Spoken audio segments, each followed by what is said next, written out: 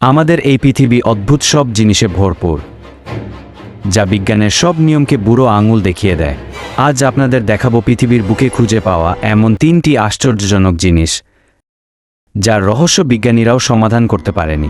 Number 1, কোস্টারিকার রহস্যময় পাথরের গোলক। 1930 সালে জঙ্গলের নিচে শত শত বিশাল পাথরের বোল খুঁজে পাওয়া যায়। অবাক করার মতো বিষয় হলো, এগুলো একদম নিখুঁত গোল। হাজার বছর আগে কোনো আধুনিক যন্ত্রপাতি ছাড়াই মানুষ কিভাবে এত নিখুঁত গোল পাথর বানিয়েছিল। Number 2, eternal flame falls. New ইয়র্কের একটি জলপ্রপাতের ঠিক নিচেই বছরের পর বছর ধরে একটি আগুন অনবরত জ্বলছে। চারপাশ থেকে পানি পড়ছে, কিন্তু এই আগুনের শিখা কখনো নিভে যায় না। ঝড় বৃষ্টি কিংবা তীব্র শীতেও এই আগুন কিভাবে জ্বলছে,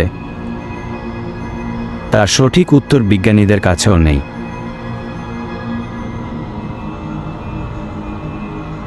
নাম্বার 3, আন্টিকাইথেরা মেকানিজম।